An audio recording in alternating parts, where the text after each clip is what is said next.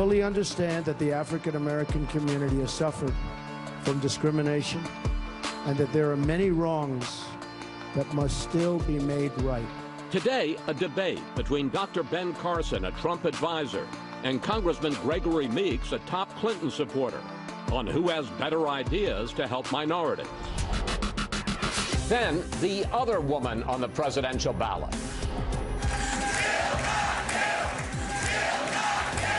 Dr. Jill Stein, the Green Party's nominee, on her strategy for November.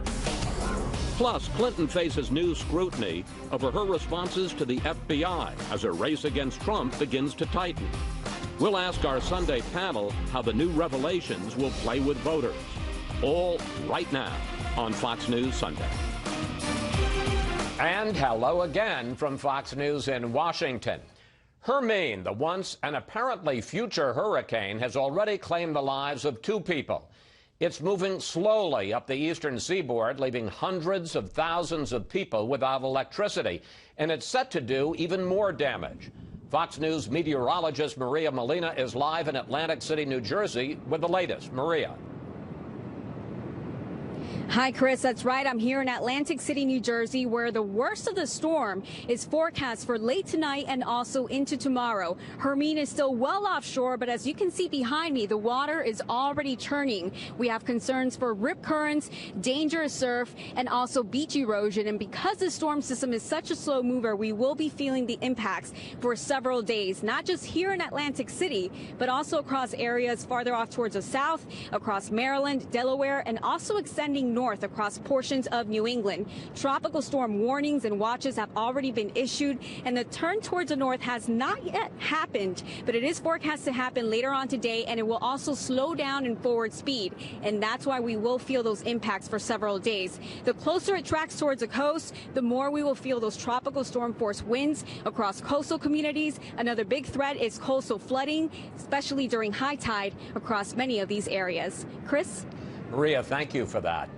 Now to politics. Donald Trump is continuing his effort to reach out to minority voters, visiting a black church in Detroit this weekend and laying out what he calls a new civil rights agenda.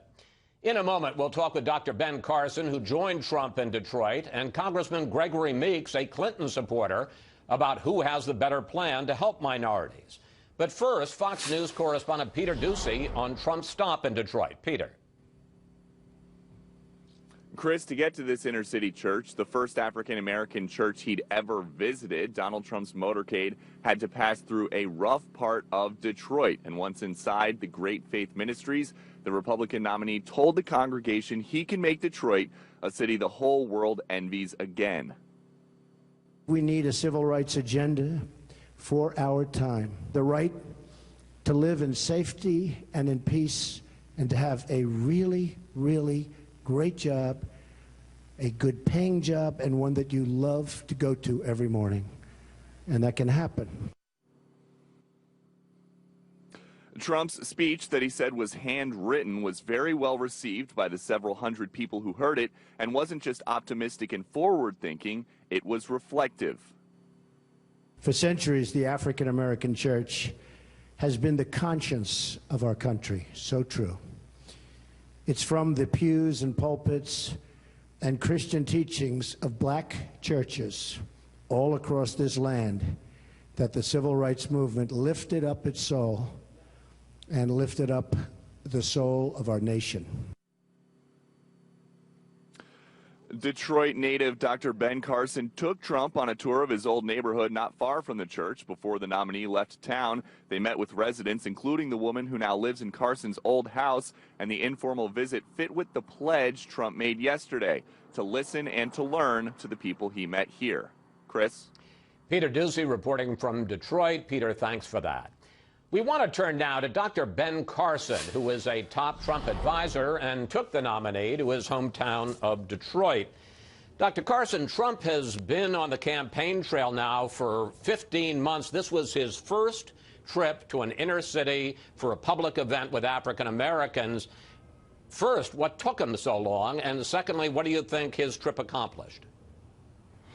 Well, first of all, recognize that traditionally the Republican Party has not made an extensive outreach to certain communities, including the African American community, because they've pretty much written that off as Democrat territory. Donald Trump is changing that narrative and is really starting to talk about this in a very serious way. And I've had many discussions with him about it. He becomes very animated during those discussions, and this is a subject about which he cares deeply.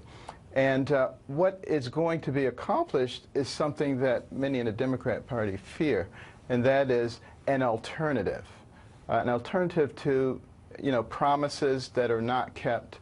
And look at the situation that's going on in our inner cities with the school systems. You look at the incarceration rates that are going on, the broken homes, out of wedlock births, the economic situation.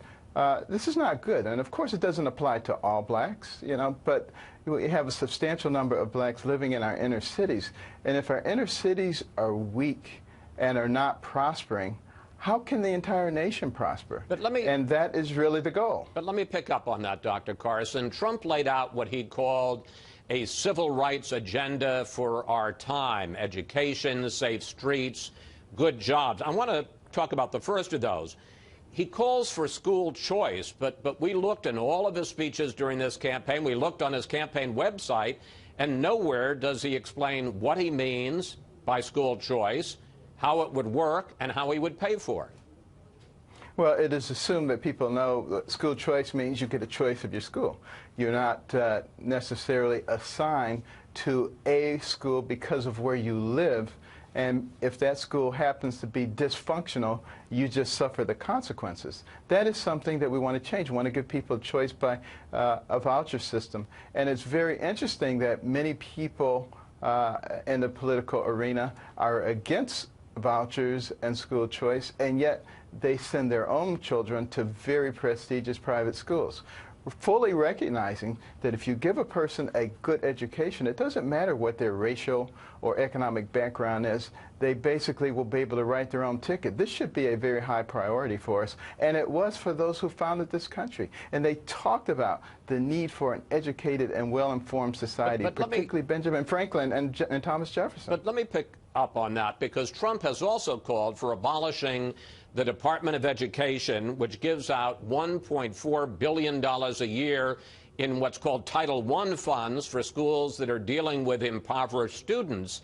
Here's what Hillary Clinton had to say about Trump and his outreach to African Americans.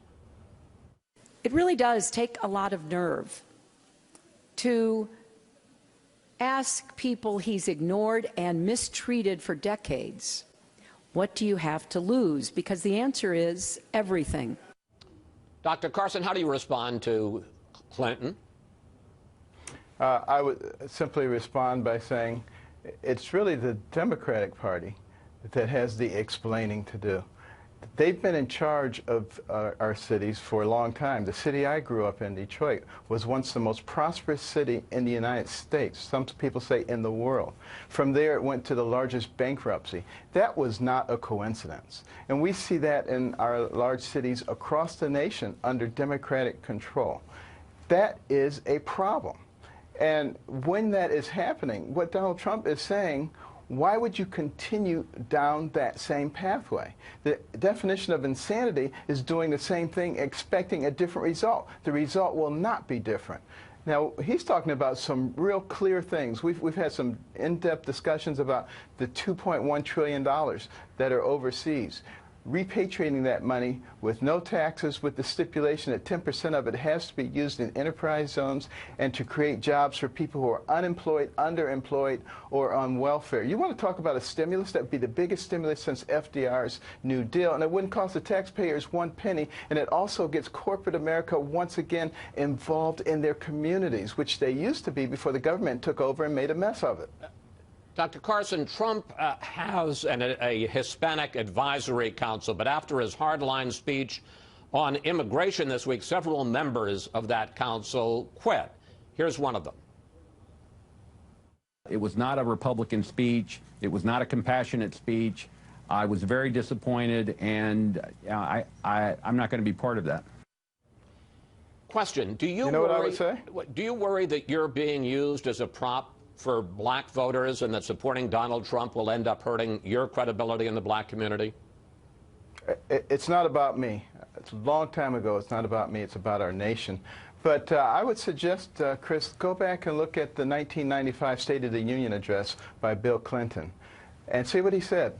He said, illegal aliens are creating big problems for us, and we're going to put a lot more Border Patrol people on and secure our borders, and we're not going to have people able to work who come in illegally, and we're going to cut off their welfare benefits, and we're going to deport people in record numbers. You know, he says basically the same thing, but when he says it, wow, great standing ovation, this is a great president. And when Trump says it, it's hate speech. What hypocrisy. What incredible hypocrisy. I've got about a minute left, and I got to ask you one final question, and that is about the fact that the FBI released its files this week into the investigation of Hillary Clinton and her use of a private email system. Your reaction to the facts that were released? Well, it's very troublesome. You know, she claims not to remember many things. Do you want somebody with inability to remember in the White House? Or do you want somebody who is a prevaricator in the White House? Well, you get a choice. Or do you want to maybe go in a completely different direction altogether? You know, everything is a coincidence. I know it looks bad, but, you know, it's not really that way. And we're really very honest people. And we don't use our office to enrich ourselves. I know it looks that way, and everything points in that direction. But believe us, we're wonderful people. I think at some point people begin to see through that. Dr. Carson, we're going to have to leave it there. Thank you. Thanks for your time on this holiday weekend, sir. Thank you. Joining me now, Congressman Gregory Meeks of New York, chairman of the Congressional Black Caucus PAC. Congressman, welcome to Fox News Sunday. Good to be with you, Chris. Do you give Donald Trump any credit at all for going into an inner city and meeting with African Americans? No, because it's not real. Donald Trump has a career here in New York where this is his first time visiting a black church. And so here again, you have what I think is a bait and switch scenario that Donald Trump is trying to put on and to, you know, in the words of Marco Rubio, con the American people, in this instance, con African Americans. It's clearly his record speaks for itself. You say that he's trying to con them. Do you think that Donald Trump is a racist? Well, I just say that some of the things, as indicated by the Speaker, by Senator Scott, not by me, some of the things that Donald Trump has said clearly are racist. They've indicated it, that those were remarks that were racist in character. So I can only go by what one says and what one has done. And clearly, if you look at Donald Trump's record from the time that he started out with his father with the lawsuits and to the birth of statements and to not acknowledging David Duke immediately to there goes my African American, those are all statements. What do you have to lose?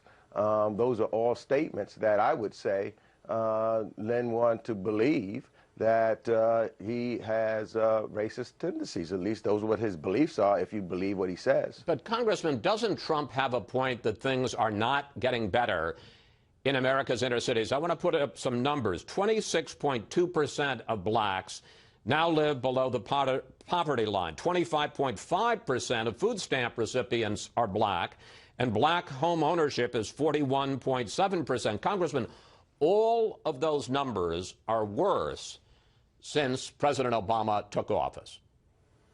Well, you know, what we are doing now, where we are now, is much better than where we were when President Obama was and, you know, took office in 2008. But those numbers, those aren't better. Those are worse. Well, we're coming from the greatest recession since the Great Depression. And a lot of people lost their homes and the wealth in the African American community.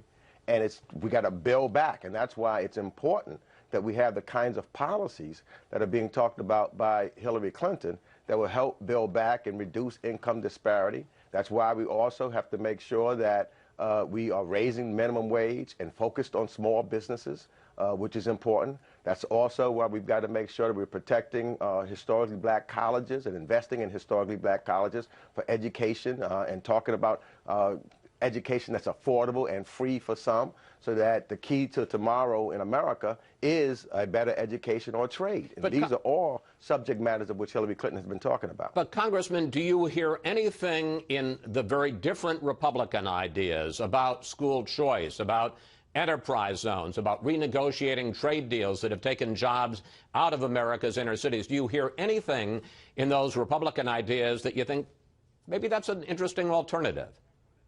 No. Well, I think that if you go to Washington, for example, there's an idea that Mr. Jim Clyburn from South Carolina put forth called the 10-20-30 plan to help eradicate poverty in America. And I think that it has been embraced.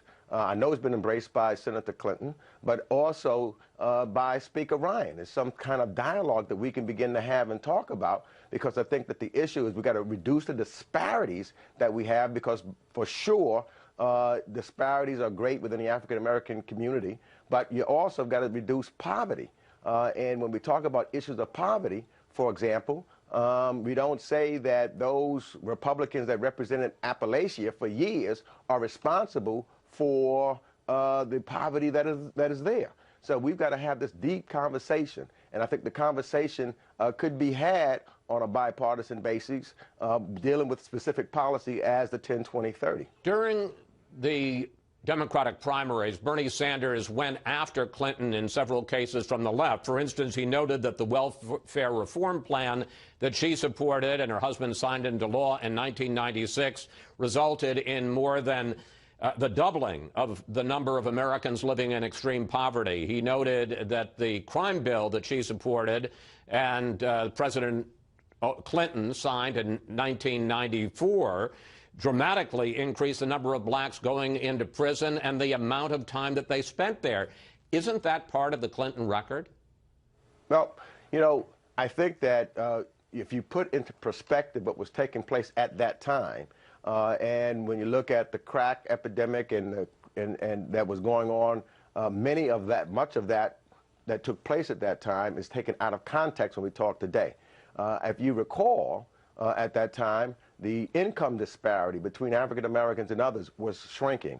You talk about unemployment was the lowest that it had been. In fact, so many good things were happening in the African American community that some was calling Bill Clinton at the time the first African American president. So you don't speak of that now, but when you think about small businesses, of which Hillary Clinton is focused on, an investment in urban America and inner cities, creating businesses and opportunities for African American communities, utilizing minority businesses, that was all positive and something that Hillary Clinton talks about today. Finally, and I got about a minute left for this, I want to ask you to respond to what Dr. Carson said about the release of the FBI files into the emails. More than 24 times during that interview with the FBI, Hillary Clinton said she could not recall, did not remember key events. It turned out she didn't have one BlackBerry, as she had told the press. It turned out she had 15. Your response? My response is that it's clear. Hillary Clinton has gone through several hearings in Congress. Now you've heard the FBI director say that there's nothing that she did that was criminal or anything of that nature. Well, he didn't say it was criminal, but he did say it was negligent and extremely careless. Yeah. You heard that the secretary say that if she had a chance to do it again, she wouldn't have done it. She's been apologetic about that. But there's been nothing. There's been no smoking gun, as the Republicans talked about. You heard my colleague on the Republican side, McCarthy, said all of this was about from the beginning, whether they're talking about Benghazi or other items, was just to try to discredit Hillary, because when you talk policy issues and how we take this country forward, you can't compare. And so you try to divert, so there's smoke and no fire. Congressman Meeks, thank you. Thanks for coming in today. We look forward to talking to you again, sir. Thank you. Up next, we'll bring in our Sunday group to discuss Trump's trip to Detroit, reaching out to black voters. Plus, what would you like to ask the panel about Trump's inner city events? Will his pitch resonate? Just go to Facebook or Twitter at Fox News Sunday, and we may use your question on the air.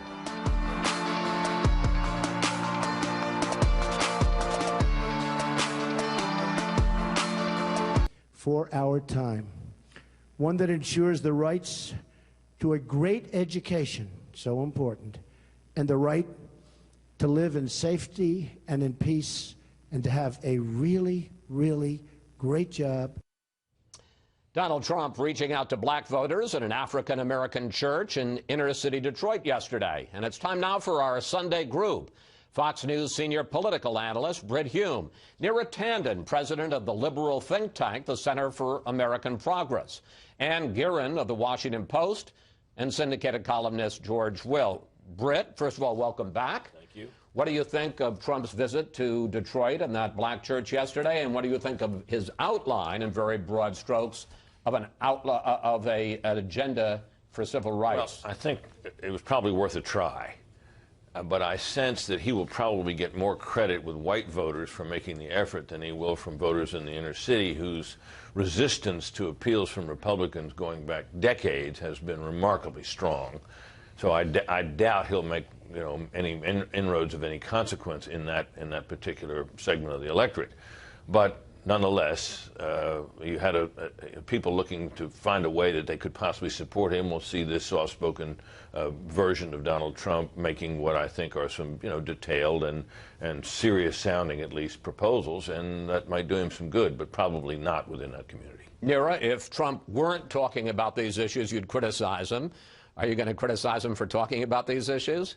I think the fact that he's at 0% of support in some swing states of African Americans is heretofore well-deserved of his policies. I actually think the fact that you pointed out that these policies he stated yesterday are not on his website and his history. I mean, I think the reality here is that most African Americans have come to know him from his attacks on the first African American president, his birtherism, but also his history. The New York Times has a long, detailed story last week about Trump Industries and a history of housing discrimination that goes back 30 years. So I think there's a long record here, and 2 months before the election, having never gone to a black church or even engaged in discussions with black audiences, I think people see this as a transparent attempt to make up something where he's far behind. He's far behind McCain's numbers, Romney's numbers with African-American voters, which weren't strong, but he's still far behind them. George?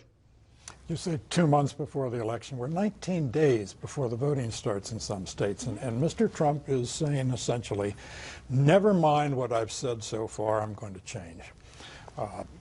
He campaigned for 400 days after announcing his candidacy and then said, I've got some regrets. He didn't say what they were, but he said, I've got some regrets. He goes to the black church, reiterates standard Republican views, school choice and all the rest. But people are supposed to forget he's a birther. At least he was. He's the one who said he'd sent, 5 years ago, I've sent investigators to Hawaii to investigate the president's birth, and people are going to be amazed by what they found. He hasn't told us, but again, they're supposed to forget that. He goes to Mexico and says, the people I've described as rapists are actually now exemplary Americans. Then he goes to Phoenix, and he chooses to be introduced by Joe Arpaio, the sheriff of Maricopa County, who's the very face of hostility to immigrants. I don't think it'll work. Obviously, the Hispanic vote, like all American votes, isn't quite monolithic.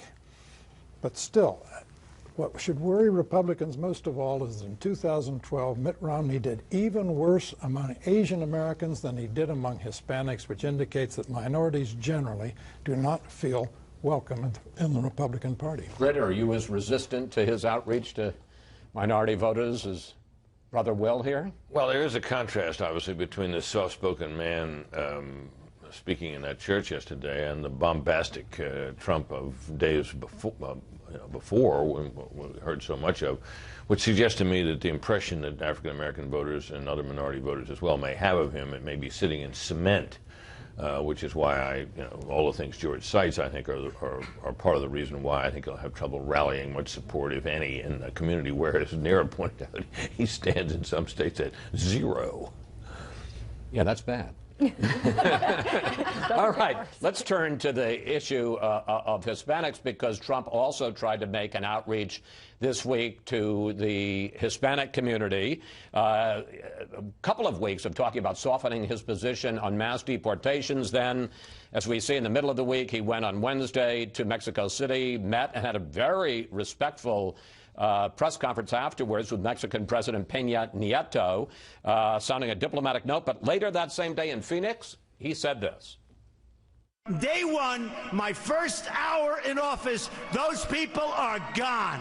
You can call it deported if you want. The press doesn't like that term. You can call it whatever the hell you want. They're gone. And Trump was talking there specifically about illegal immigrants who commit further crimes, not just coming across the border illegally, but further crimes once they get in.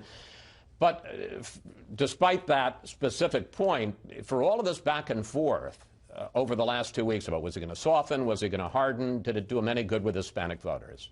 Well, probably not a great deal. I mean, you see the dueling efforts here of Kellyanne Conway and a group of other Trump advisors who are pulling him in opposite directions on what he should be doing to at least give a credible sense of outreach and openness to Hispanic voters. She's a pollster. She's a demographer. She sees the ultimate imperative of his having to have an outreach to Hispanic voters, and for Republicans to have an outreach to Hispanic voters past this election, whatever happens to it. She's doing making some effort to have him make that outreach. I think what you're left with here is you can pick which Trump you like from 5 hours apart, right? They were different people saying different things, and Hispanic voters are going to look at both of those images and certainly more likely see what he said in Phoenix as the real Donald Trump. But I want to pick up on this with you, George. And let me begin, first of all, with this question, because we asked you for questions for the panel, and we got this on Twitter from Ron, who tweets, voters have their minds made up, especially the African-American voters. So, George, let me ask you, first of all, how do you answer Ron? But also, what about this point that you heard from Ben Carson, that you hear from Donald Trump? Look, you've had decades of Democratic government in America's inner cities. They're the bosses in most of the elected officials in most American inner cities, and things have not gotten better in a lot of places.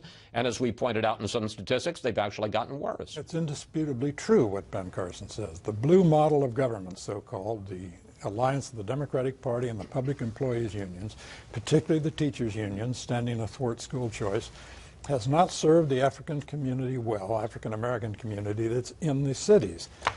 That said, there's no reason to believe that the standard Republican appeal, school choice, welfare reform, all the rest, that Jack Kemp brought to American politics, he ran as the running mate of Bob Dole, had no effect so far as I can tell. And I don't see it having any effect this time around. All right, we have to take a break here, but we'll see you panel a little later. Up next, the Green Party's presidential nominee, Jill Stein, on appealing to voters who are unhappy with the choice of Trump or Clinton. Plus, what do you think? Will the third-party candidates be real factors in the November election? Let me know on Facebook or Twitter at Fox News Sunday, and use the hashtag FNS.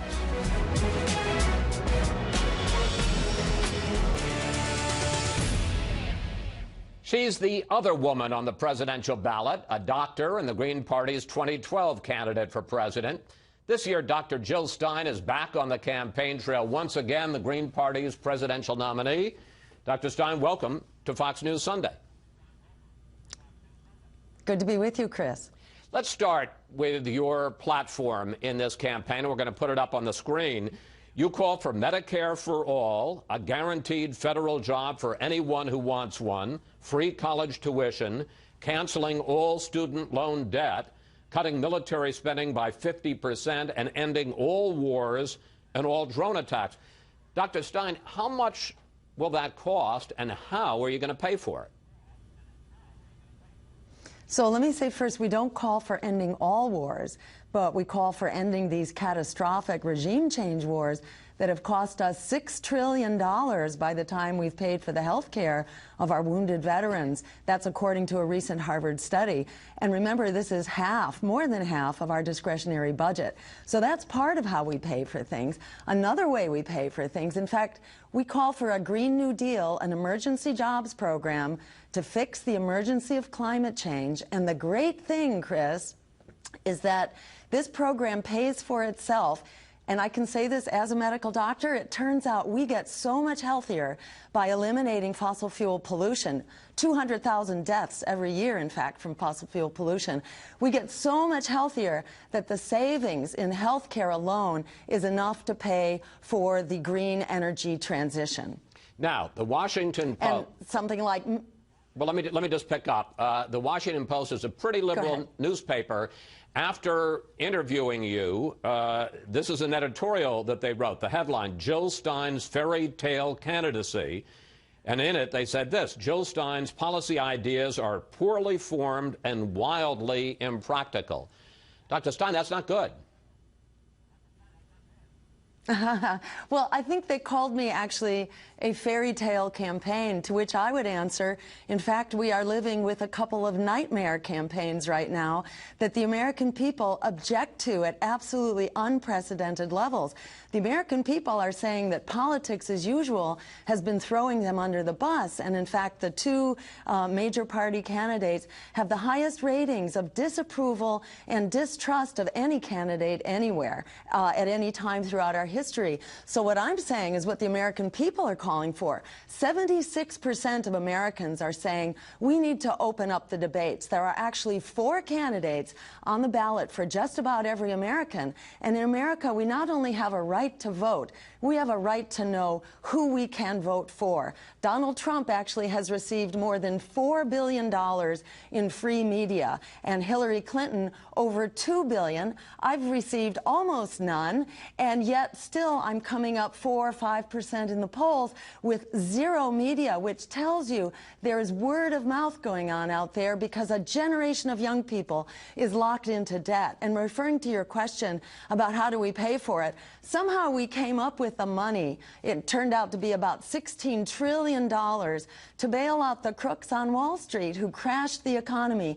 Isn't it time that we bail out an entire generation that's basically been locked in debt, doesn't have the jobs to earn their way out of that college debt? What is more important to us than liberating a generation who can lead the way forward, not only on our economy, but in all of the social issues that we have in front of us? It's always been young people. Let me pick up on another aspect of your plan, and that's the foreign policy aspect. You call for cutting Pentagon spending in half. You would like to eliminate, you say you would like to eliminate, although you have a caveat there, you may not be able to, all military bases, U.S. military bases around the world. Question, how would you fight ISIS? Very good point. We would not continue to do the same thing that has failed catastrophically since 9/11, since the trade towers came down. Because what have we done with this $6 trillion, mind you, for just Iraq and Afghanistan alone, which, by the way, costs every American household $50,000 for those 2 wars alone? What have we done with this policy of regime change, this war on terror? Okay, but how would you fight ISIS? We've created failed states, mass refugee... I'll tell you in one sec. Failed states, mass refugee migrations, and worse terrorist threats, which is the point. It's not getting better. Every terrorist cause we've been fighting has only been increased and gotten stronger by dropping bombs and shooting them up with bullets. We need a weapons embargo to the Middle East, since we are supplying the majority of weapons which get out to all sides.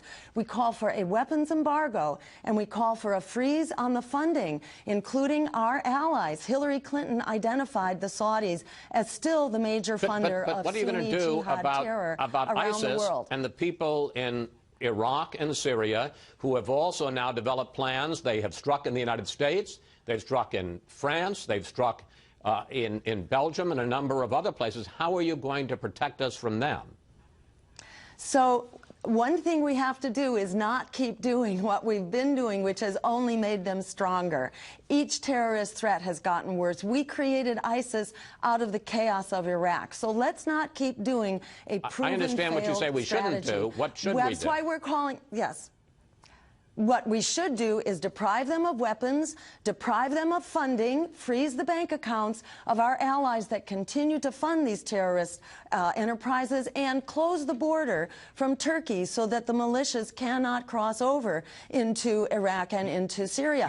We created this problem by funding it, by arming it, we and our allies. Remember, this goes back to Afghanistan, where we created this in order to fight the Russians and the Soviet Union by beefing up the Mujahideen and creating this international terrorist enterprise. I think a lot of people are going to question. We have to move on. The madrasas. But let me simply say, I think a lot of people are going to question whether we were responsible for Al-Qaeda and we were responsible for ISIS. But let me move on, because you talked about the fact that you said... This is why it should be debated, Chris. Well, that's why we're having you on the show, because the American people are not happy with the way it's going right now. Let me ask. Well, I think if I may about Hillary Clinton, because you talk about hers as a nightmare candidacy. You've said some pretty tough things about her. You've said that she has had a horrific career, your words. You say that she's too big to jail.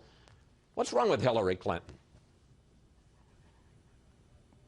Well, what I said about Hillary Clinton is that she cannot be the good guy in the white hat while Donald Trump is the bad guy in the black hat. Donald Trump says despicable things, but Hillary Clinton, unfortunately, has a record for doing many terrible things. Donald Trump talks about deporting Muslims. Unfortunately, Hillary Clinton has been bombing Muslims. 1 million people killed in Iraq alone, and we've only created a greater catastrophe there.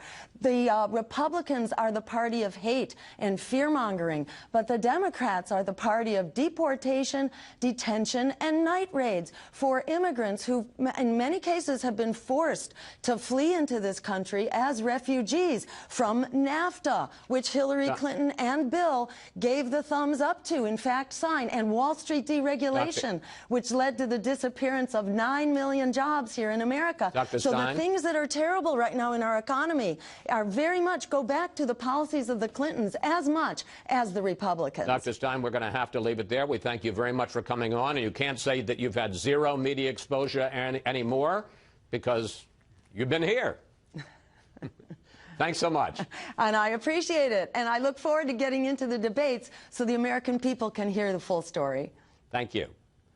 When we come back, the FBI releases files from its investigation and interview of Hillary Clinton. We'll bring back our Sunday group to discuss what she told them and the impact it will have on her campaign. She should have known not to send classified information. And as I said, that's the definition of negligent. I think she was extremely careless. I think she was negligent. FBI Director James Comey telling Congress while he didn't see grounds for prosecution, Hillary Clinton mishandled classified material on her private server while she was Secretary of State. And we're back now with the panel. So, Britt, in her FBI interview, by one count, Clinton said 27 times that she did not recall or could not remember key events and details. As for the emails about drone attacks and CIA assets, she said that she relied on her staff, and if they sent her something, she assumed it was not classified. Do you find those explanations or failure to recall persuasive? Of course not. And I don't think many normal people would. And it simply furthers this impression people have that this is an extraordinarily, exceptionally secretive and even indeed dishonest person now running for the highest office in the land. Under normal circumstances, such things as the mishandling of classified information, negligence in the handling of classified information, would be utterly disqualifying. In this particular year, under the circumstances, given the nature of the opposing candidate, she's ahead. Whether over time this stuff, and there's likely to be more of it, will weigh her down to the point where people just might find it in their hearts to vote for the alternative is the question. Based on the polling we've seen so far, it doesn't look like it will be enough, but it's something to watch out for. Nero, we should point out you are close to the Clinton campaign. You've been an advisor to her over the years.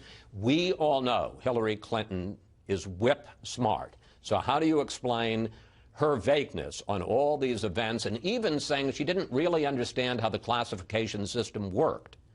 No, she didn't say she didn't understand how the classification system worked. I mean, I think what's good about this is that everyone can read these documents. I've read them. She said she didn't really understand the difference between various levels of classification. And in the C marking, she said she didn't understand that at all. She said that she took all the classifications very seriously. So she didn't differentiate in the way she handled because all of them were seriously. That's what she said in the testimony. Which is why she did it on that private email. And I think this issue, I think the issue of the emails is she has, I recommend people read this. There's 27 or so emails that she's asked to remember out of 60,000. She couldn't recall each one of those emails. But you see in the process that wait. That's not quite true. She says at various points, it isn't just emails. She said, no, she's asked, do you remember when you were told how the classification system worked? And she said she didn't remember that specific briefing. Right. Out of the That's not an email. That's a briefing. Let's just be clear. I want to be crystal clear about this. Out of the 27 times Britt mentioned, many of them are emails.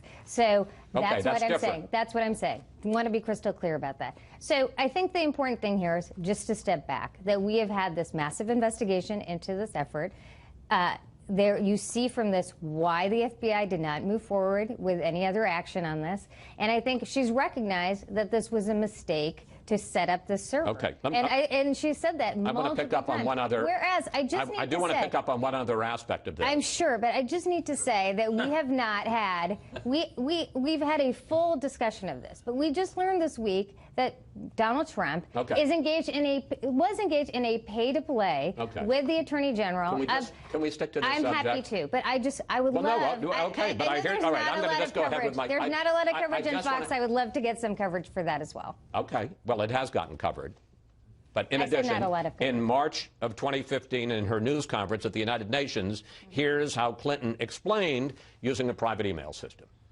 I opted for convenience to use my personal email account, which was allowed by the State Department, because I thought it would be easier to carry just one device for my work and for my personal emails instead of two. Buntnera, the FBI says she didn't use one email device. She didn't use two email devices. She used 15 BlackBerries. And if I may just finish the question, and the FBI was unable to recover 13 of those 15. This is a great point. There were always one BlackBerry at a time. She didn't use 15 at a time. I've gone through, I know it's ridiculous. I've gone through my fair number of BlackBerries, but it's not that she had 15 BlackBerries at a time. I think this is an important part of reading through this investigation. You'll see that that's the reality. All right. George, what do you make of the FBI interview, and what effect do you think it'll have on the campaign? Well, there are two kinds of scandals that are ruinous for a candidate. One is one that reinforces a negative narrative about the candidate, and the other is that subverts a positive narrative. This amazing email scandal does both. That is, it reinforces the idea that the Clintons are entitled and shady and indifferent to the distinction between law and not law. And it subverts the idea that she's a seasoned, experienced government official who looked at the C marking and said, gee, what could that mean? Could it mean classified? She had no idea, evidently. Clearly, she or people acting on her behalf destroyed materials that were under subpoena from a congressional committee, just as the IRS did with Lois Lerner. So this is a very familiar matter. Now, does this matter? How many people are at this point undecided? I maintain still the belief that most Americans give more due diligence to the selection of a car than a presidential candidate, and I'm not sure that details of this granularity matter. All right. We're almost out of time, and I want to bring Ann in because on this question of whether or not it matters, the race is clearly tightening. I want to put up some numbers. On August 9th, in the Real Clear Politics average of polls, Clinton was leading Trump by more than 7 points. Now that lead is down to 3. As somebody covering the Clinton campaign, do they think that the revelations, the continued series of revelations about the emails and the relationship with the Clinton Foundation, that it's hurting her? Clearly, it is hurting her. I mean, the Clinton campaign would like to finally put the entire email episode in the past and move on from it. And every couple of weeks or so, something happens that doesn't allow them to do so. I will say, however, they've always factored in that the race would probably be within 5 points at the end.